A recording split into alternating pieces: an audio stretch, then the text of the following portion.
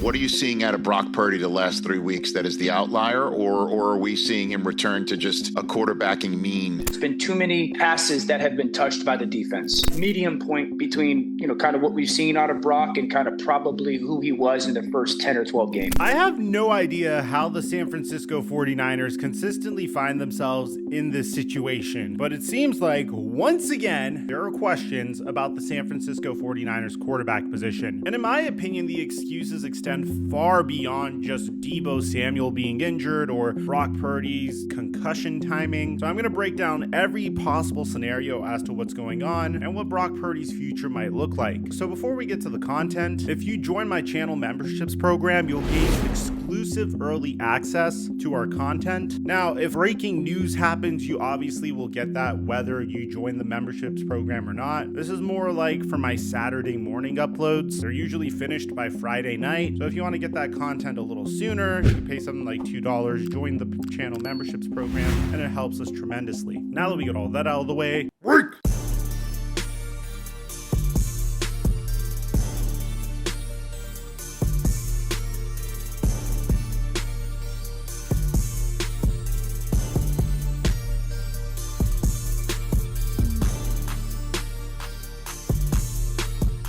Mic check 1 2 1 2. What's going on, everybody? The theme of the San Francisco 49ers for the longest time has always been who is going to be their quarterback under center. The moment Kyle Shanahan took the San Francisco 49ers coaching job, it seemed like the 49ers may have found their franchise QB under center in Jimmy Garoppolo. Bill Belichick was very reluctant to trade Jimmy Garoppolo. Bear in mind that when Jimmy Garoppolo was initially traded to the San Francisco 49ers, Tom Brady was 39 years old. In Bill Belichick's ideal scenario, he would have held on to Jimmy G, but he famously tried to find the best situation for Jimmy Garoppolo to go to so he could have a successful career. And Kyle Shanahan and the San Francisco 49ers appear to be that situation. In the case of Jimmy Garoppolo, something very unusual occurred, and I don't mean to sound like a broken record, but it kind of doubles down on what I was telling you guys before the trade deadline. Jimmy Garoppolo was traded to the San Francisco 49ers on Halloween 2017. He wouldn't make his debut for another month for the San Francisco 49ers. The reason being, well, it takes some time for a quarterback to learn the intricacies and the nuances of a brand new offense, particularly Kyle Shanahan's offense. But when Jimmy Garoppolo finally took the field for the first time in his career 1 month later, he looked fantastic. The San Francisco 49ers won all of their games. He completed 67% of his completions, and 49ers fans were excited for the future. But in 2018, we would start to see the beginning of what seemed to be a recurring theme in Jimmy Garoppolo's career. In 2018, Jimmy G would suffer an injury just 3 games into the season as he would tear his ACL. Just like that, 49ers had to punt on the season. But in 2019, Jimmy Garoppolo was fully healthy and put up the greatest statistical season of his career, throwing for almost 4,000 passing yards, 27 touchdowns, completing 69% of his completions, nice, leading the 49ers to a 13-3 season, and even making it to the Super Bowl, where he would throw 31 passes, completing 20 for 219 yards, 1 touchdown, and 2 interceptions, but famously had the opportunity to lead a game-winning drive, but just wasn't able to get it done, primarily because of this overthrow. This was when 49ers fans were starting to have their questions about Jimmy Garoppolo, but since they were consistently in contention at the time, it didn't really make sense to make a move. However, in 2020, Jimmy Garoppolo once again would sustain an injury. At this point, the 49ers had enough. It's not like Jimmy Garoppolo proved to them that he was talented enough to win a Super Bowl for them whenever he was fully healthy, and the problem was he wasn't fully healthy to begin with. He was inconsistent whenever it came to him being able to play to begin with. At this point, the San Francisco 49ers became very, very aggressive. The 49ers had a plethora of assets in their draft chest, and the 2021 NFL draft was being hyped up as one of the deepest quarterback classes in NFL history. So the logic was very reasonable. Do whatever you can to be able to select one of the first round QBs in the 2021 NFL draft. So the San Francisco 49ers would trade 3 first-round picks to move up to the number 3 pick with the Miami Dolphins, essentially gifting the Miami Dolphins multiple franchise cornerstones by doing this, so they could select the 3rd overall pick in the NFL draft. At the time, time, Kyle Shanahan and John Lynch had this huge mystique about who they were selecting, and at first many people thought it was between Mac Jones, who possessed the processing speed that Kyle Shanahan would want in any of his quarterbacks to pick up his offense, or Justin Fields, a dual threat QB that would open up the offense even further. Trey Lance started to become more of a contender towards the end, as he was picking up significant hype primarily due to his upside. Trey Lance had a remarkable season during his previous year at North Dakota State University, and theoretically, any team that could tap into that potential could potentially get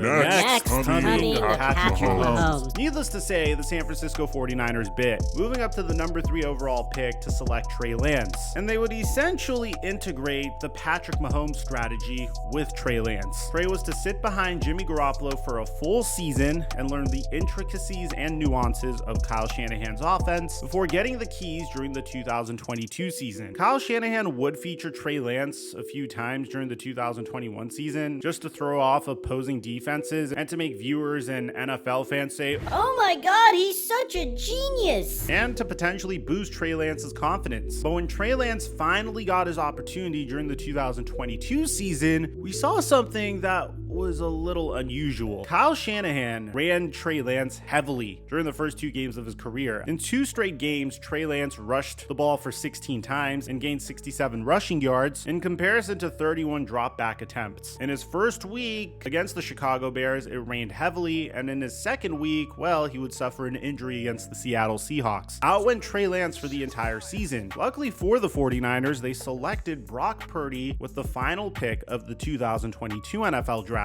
Brock Purdy was QB3 at the time. Luckily for them, they also signed Jimmy Garoppolo to be their backup for the remainder of the season. And once Jimmy Garoppolo would faithfully get injured once again, in would come Brock Purdy. And you can't script it any better than this. In Brock Purdy's first career start as Mr. Irrelevant, he went up against Tom Brady, arguably the greatest football player of all time, who's notorious for being selected in the 6th round. And Brock Purdy defeated him in his very first game, immediately creating one of the most exciting underdog stories we've ever seen in NFL history. It would get even crazier. Brock Purdy would go undefeated throughout the regular season and would go undefeated in every game that he was able to start and complete. He would defeat the division rival Seattle Seahawks in the wild card game. He would clap the Dallas Cowboys in the divisional round before unfortunately suffering an injury to his throwing elbow during the NFC Championship. Once again, a familiar theme for the San Francisco 49ers. Their quarterback wasn't healthy enough to start the game. And I had a lot of empathy for 49ers fans at this point, because your QB1, QB2, QB3 are now out for the season, and you would have potentially made it to the Super Bowl if you had at least one of them. That being said, there was a lot of optimism for year 2 for Brock Purdy, assuming that he could recover from Tommy John surgery successfully. My personal take going into the season, and something that I will stand by, is I felt like Brock Purdy could potentially be the next coming of Nick Foles. And I didn't mean that in a derogatory way. People forget how dominant Nick Foles was 10 years ago. 10 years ago, Nick Foles threw for 27 touchdowns and 2 interceptions, and almost 3,000 passing yards for the Philadelphia Eagles. The problem was, once people caught on to who Nick Foles was, what he was capable of doing, and what Chip Kelly was trying to do, they were eventually able to stop him. And I felt like in the case of Brock Purdy, when you get an entire offseason of tape, there is a possibility that you could stop him. But in the beginning of the season, I was proven wrong. Brock Purdy started the season out hot, winning 5 straight games, including clapping my favorite football team on national television once again, before things started to slow down. There are many theories as to why things are slowing down for Brock Purdy. What do I mean by slowing down? Well, Brock Purdy would face off against the Cleveland Browns and would put up the worst statistical output of his entire career, completing 12 of 27 passes for 125 yards and 1 touchdown, and threw his first interception of the season, which is still nuts considering how many games we're into the season at this point. Prior to this point, Brock Purdy looked like a robot out there, and now he essentially seemed like one of those NBA stars from Space Jam that got all the talent sucked out of them. And there were multiple reasons why. Some people blame the San Francisco 49ers offensive line line. Others just said that the Cleveland Browns defense was just that good. Brock Purdy was under pressure on 45% of his dropbacks, and his numbers under pressure were terrible. But what people don't talk about is what his numbers were with a clean pocket. He was 8 of 15 with 80 yards, 1 touchdown, 1 interception, and a 63.2 rating. And the common theme here is the San Francisco 49ers had a chance to compete. So we could throw out the offensive line argument just then and there. The very next week,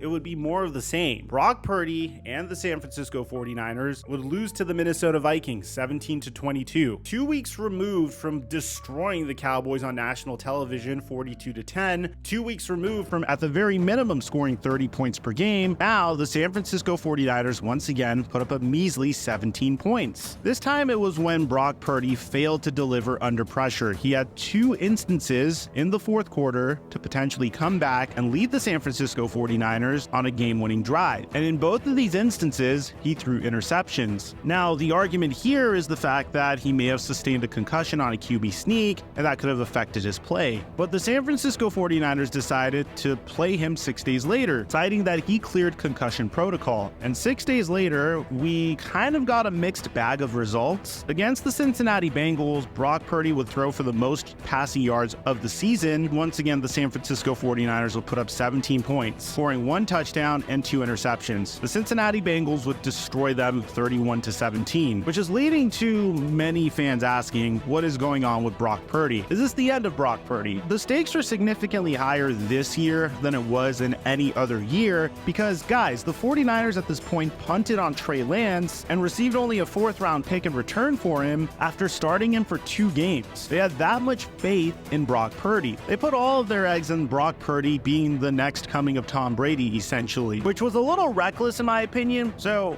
what is going on with Brock Purdy? Well, one theory suggests that the offensive line isn't the same. Trent Williams is out, which has been a little bit more difficult for Brock Purdy to sit back in the pocket, go through his progressions at lightning quick speed like he usually does, and hit his target. Another excuse that I am not fond of is the fact that Deebo Samuel has been out with an injury, but the San Francisco 49ers offense is loaded. You have George Kittle, you have Christian McCaffrey, who has scored a touchdown per game the past 18 straight games. You have Brandon Ayuk, you have Kyle Shanahan, who is an offensive genius. I'm not willing to accept that argument either. But then you have the fact that the San Francisco 49ers have made a pivotal change on the defensive side of the ball. And I think this is what they were trying to do at the trade deadline as well. The 49ers recently underwent a huge change in the offseason. DeMeco Ryans, their defensive coordinator, accepted a job with the Houston Texans. So in came Steve Wilks, an individual that had tremendous success with the Carolina Panthers as their interim head coach last season. And he inherited a dominant defense. I mean, on paper, you could make an argument that the talent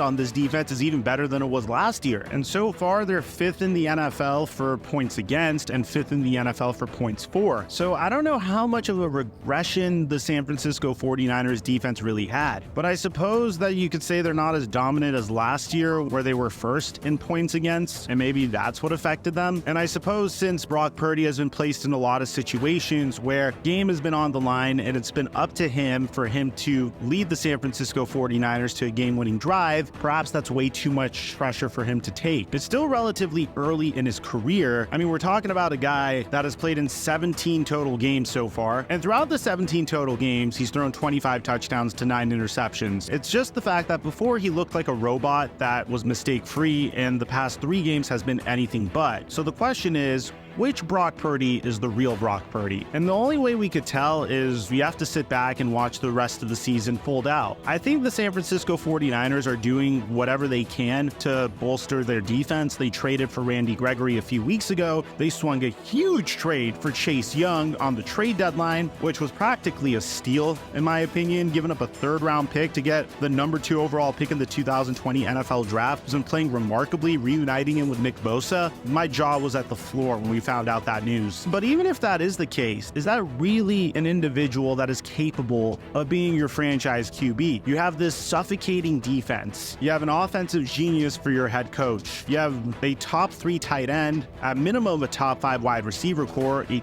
top 3 running back, one of the best offensive lines in the entire NFL. And when things start to get tough, you are going to be expected to lead this team to victory. That's what it means to be your franchise QB. So I guess we're going to have to wait and see, because the 49ers have a moderately difficult schedule coming up. They have a bye week this week, then they face off against the Jacksonville Jaguars, then the Buccaneers, then they face off against the Seahawks, Eagles, Seahawks again. But we should have an answer within the next couple of weeks whether or not Brock Purdy is their guy under center. But man, if he is not the guy under center, 49ers fans, let me know. Did they make a mistake trading Trey Lance so prematurely? Or do you think there are other external factors that are leading to Brock Purdy performing poorly recently? I'd like to hear what you have to say. Aside from that, I'm your boy Mike, and I'm dropping our mic until our next upload.